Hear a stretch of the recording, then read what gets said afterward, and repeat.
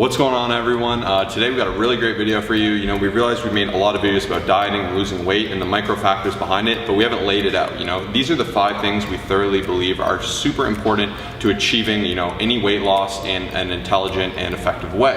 What's tip number 1? Tip number 1 is you've got to be working out. Now, before I jump into this, I wanted to just let you know, we have in the title, Losing Fat Fast. Now, I highly recommend creating an approach that's super sustainable and gonna let you progress and succeed in the long run. A lot of people are searching on Google how to lose fat fast, which is why it's in the title, but I highly recommend finding an approach that's gonna help you stick to it and not just lose 10 pounds in 1 week, crash diet and all that stuff. So number 1, you've gotta be having the actual resistance training down. A lot of times people think they can just cut their calories, they can move a lot, and then they lose 10 to 20 pounds. They look in the mirror and they're like, why do I look horrible and why am I still unhappy? You've gotta be resistance training at least 3 times a week. You've gotta be doing the compounds like the squats, the deadlifts, the bench press, and your goal should be to maintain as much muscle mass as possible so when you lose that fat, you still are very happy with how you look. Yeah, and you can absolutely lose a ton of weight without strength training. I see it all the time. For instance, runners, people that just diet hard, fasting, all those things. But the negative there is you're not actively working on strengthening your muscles and improving your lean body composition. So that's what's going to present these roundings. Arms give you that muscle health. Whereas when you're just running, you are getting a little bit of stimulus on those legs. But you're not effectively toning and working every area individually to strengthen it and really maintain that lean muscle as you diet down. Yeah, and just to add on to that, cardio is a fantastic tool, but it definitely isn't absolutely needed. So you have to be in a calorie deficit in order to lose the weight. We're going to talk about this a little bit afterwards. And cardio is a great tool to just basically allow you to eat slightly more and be in a little bit more of a deficit. But I wouldn't recommend going absolutely balls to the wall on something like this because you're going to feel hungrier, you're going to want to overeat. But used correctly, it is a great tool to help you lose fat faster. And we're going to put a little star on that thing. So a lot of people where they get confused, and you'll actively see, with a lot of older women, is a lot of them try to compensate with movement. They'll be doing everything, the classes, workouts, nailing it all, picking up the kids, being active, and they'll kind of starve themselves out as they do it. So be careful with how much you do move. It is a solution and you should be as active as possible, but there is a point where it's a tipping point, you're overdoing it, you're gonna stress your body more than its benefit, but that is very, very rare. And of course, as long as you're getting an adequate amount of calories, you shouldn't be too necessarily worried about that. But listen to your body, if you're super sore, you're super extended, maybe take that rest day, don't be afraid to rest. What's number 2? Number 2 is just overall focusing on your nutrition. So we can just have a bunch of different brackets in here. The biggest thing I would say is definitely maintaining a proper calorie intake. So like I said, you have to be in a calorie deficit, and this is gonna vary for every single individual. You can't just search online someone's diet plan and just start following those calories because it's not gonna work for you. So number 1 step is just kind of figuring out, us as coaches, we've worked with hundreds of individuals just to help them figure out where their maintenance is, where their surplus is and their deficit. So that's the first thing you have to figure out is how can I create a calorie deficit within my week?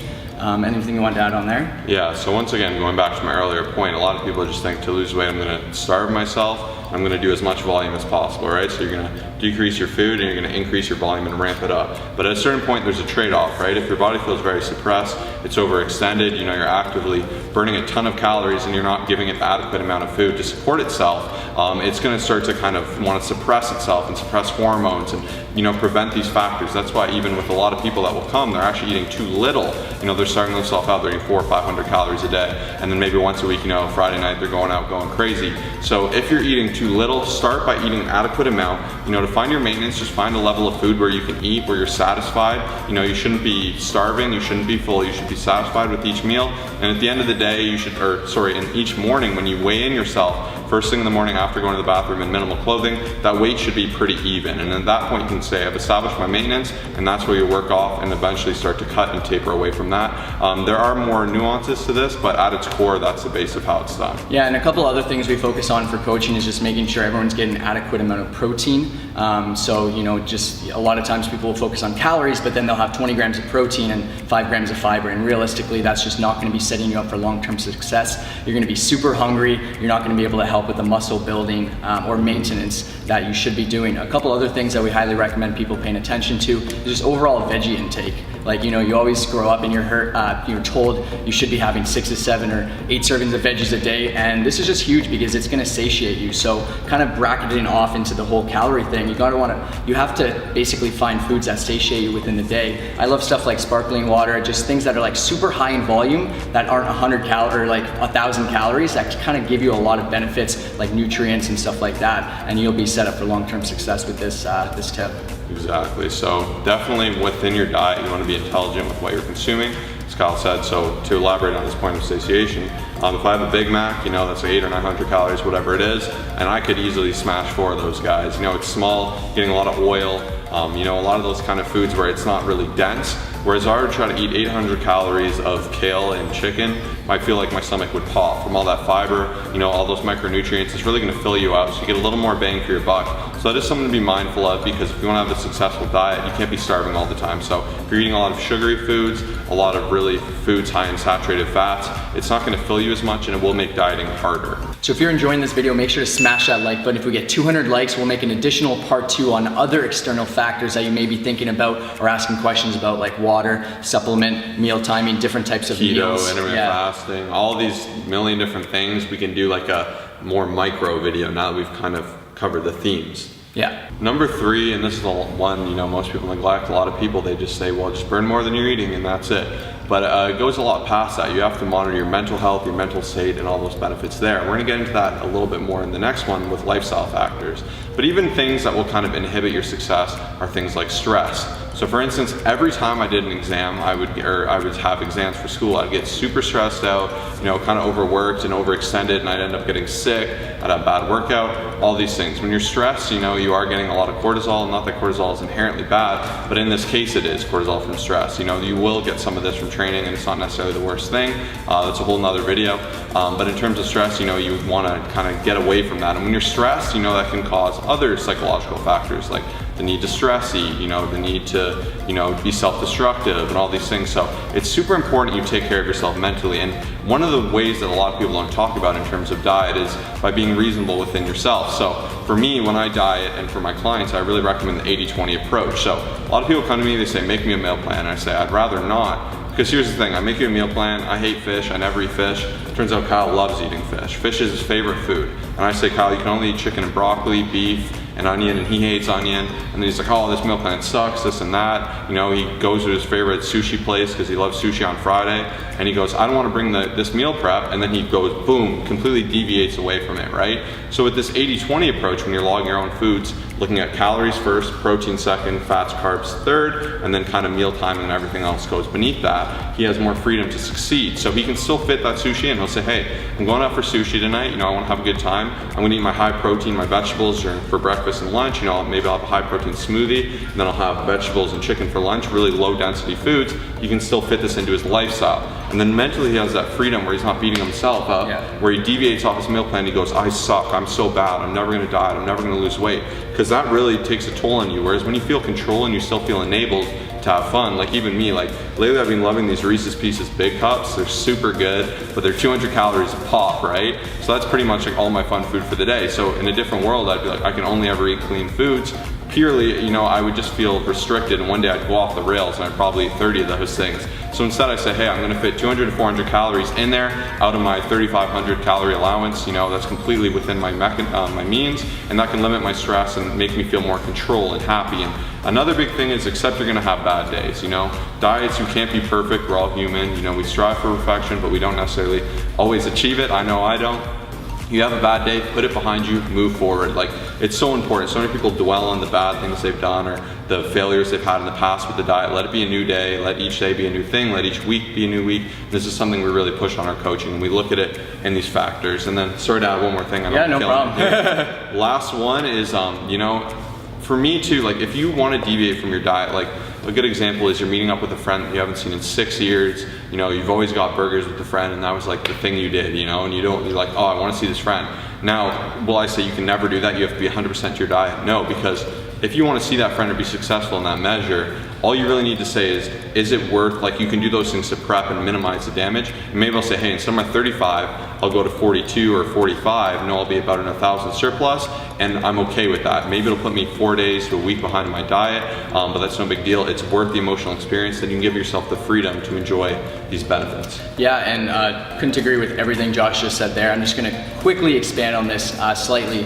But basically, if you think about your given day, if you have kids, if you have all this stuff, and you're stressed when you wake up, and then you go to work for a job that's 8 to 9 hours and you're stressed, and then when you go home, you're just thinking about this crazy restrictive diet that you can't follow and how you can't have the foods that you enjoy, that's gonna be adding another couple hours of stress. And then you go to the gym and you have a 3-hour workout plan because your coach doesn't know anything about you, that's more stress. And then at the end of the day, your body's gonna be more stressed, your insulin levels are gonna rise, which is gonna store more fat, and you're just gonna crave sugary, crappy foods. If you can minimize the stress on your journey and set a realistic approach, I guarantee you will succeed. So that's just the biggest thing here that we want to get across to you guys.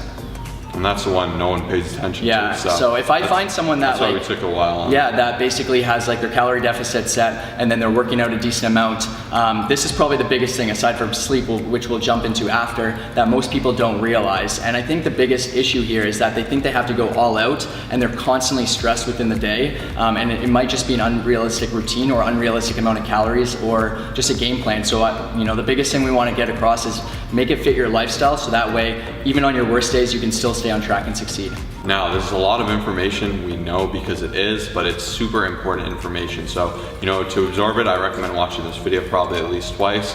You will get a lot of it, and at the end of the day, these tips might not necessarily be sexy, but they're effective. We've done this with hundreds and hundreds of people now. Our success rate is well above 90%, and we're very proud to admit that. So, you know, if this is overwhelming and you've made it this far in the video, chances are you're a committer, and you've probably failed doing this before. So we'd love to help you succeed. You know, if you don't know, we run an online coaching business. That is the core of our business. So essentially it's personal training online. So we manage everything from your nutrition, your workouts, to monitoring these lifestyle factors. You'll get unlimited tech support from me and Kyle. You can reach them whenever. And a lot of people say, are you two the ones actually doing the coaching? And that is absolutely correct. You either work with myself or Kyle. We've worked with people in all spectrums of life, highly advanced, brand new, you know, sports, athletes, everything you can ever imagine.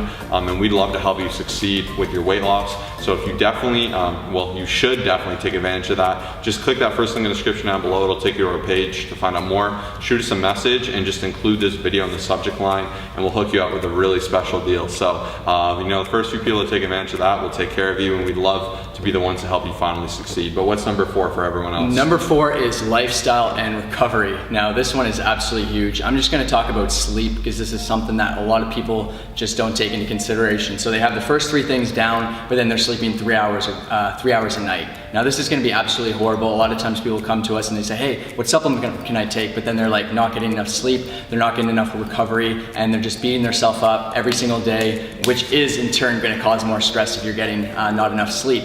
A lot of times people will just wake up and then the first thing when they have very little sleep is they're gonna crave a sugary, fatty food, and their entire day is just gonna be messed up, resulting in more stress. I saw that little boob dance there. But yeah, it's something that a lot of people, I would say, like, you know, a lot of our clients, we've been having them set like sleep goals just in terms of how much you're actually sleeping, because in my opinion, it's the best supplement and the best recovery mechanism. Absolutely, yeah, and you know, these factors are pretty limitless. So, you know, optimize recovery. A lot of people say, hey, how can I be less sore? How can I be ready to go the next day? You know, keep that frequency, maintain a consistent gym schedule is number 1. You know, make sure you're getting enough protein in your diet. You know, you're eating good foods that are gonna fill you up and, you know, really help benefit you as opposed to take away from you. You know, like if I just pour a bucket of grease down my throat, that's not gonna strengthen me and it's not gonna help me feel powerful, right? You know, so you wanna consume things that will actually help you feel strong, ready to hit those workouts. You know, you can do things like trigger point work, like things with a hypervolt, Theragun. You can stretch, you know, science there is kind of shaky, but you can do whatever you like, foam rolling, whatever makes you feel better, even think benefits placebo, but big sleep is number 1. What's number 5? And then number 5 would just be the additional factors. So first thing we're gonna talk about is just adding in like diet breaks as well as refeeds. Now we have made a full video, so it's gonna be probably the second link in the description down below. But if you've kind of reached the point where you're nailing these 4 things and you're like, okay, I just need something a bit different, I'll let Josh expand on this because he's played around with with them quite often for a lot of clients. Yeah, so once again, dieting is not linear. In a perfect world, you would just lose weight consistently, just with little baby drops and macros. But there's been a lot of science lately to show the benefits of things like diet breaks, intermittent caloric restriction, carb refeeds, and these are all advanced tools you can use. But the number one for Gen Pop is diet breaks. Unless you're competing, I wouldn't really concern yourself with refeeds and things of that measure. That's more for physique competitors, but diet breaks, essentially, you can take your diet break I recommend 4 to 6 weeks. Some people do them more frequently, every 2 weeks, but I find that's a little negative. So I like to do every 4 to 6 weeks, take that diet break for 2 weeks. So essentially, as my calories go down, I'm at 3,500, let's say I start at 3K to see if I get a drop. I keep getting a drop, and I never really have I know myself super well. So let's say I get to a sticky point where I can't lose weight. Sometimes the best thing to do is do this diet break, so I push myself up to my maintenance. Now the problem is my maintenance will be different than my starting maintenance, obviously, because I'm gonna be at a new body fat percentage and a new weight. So that kind of gets a little tricky, but it's not too bad. And the goal of this is by resetting everything, you're kind of resetting all your functions, you're optimizing those hormones again. You're getting a lot of leptin pumping in the system. You're gonna improve T3, you're gonna improve thyroid function, all these things that will help accelerate weight loss, because if you neglect these things and they come right down, it can make you way too hungry and it can minimize how much fat you're burning. So you can do these nifty little tricks to trick the body into thinking, oh, all is well, whatever, and then boom, you cut it down again. And so these are some more advanced tools, and it's harder to implement on yourself, especially to do it, without being subjective. Because with yourself, you're like, oh, I'm starving, I need a refeed, or I need a diet break, when chances are you probably don't. So that's why it's great to have us looking over it. We've done this with hundreds and hundreds of people. You will succeed. Anyone who follows the measures, and they're very simple measures to follow, we've made it very easy. It's not going to take more than 2 to 3 minutes of your day. We do a bi-weekly check-in, so we do a check-in every Thursday and every Saturday. So everything about our coaching is a tier above. So we definitely recommend you check that out. First link in the description down below. Once again, I do definitely recommend watching this twice. Really take in everything that's said. If you have any questions, comment down below. We'll be happy to answer them. Check out the coaching, and we'll see you in the next video. Peace.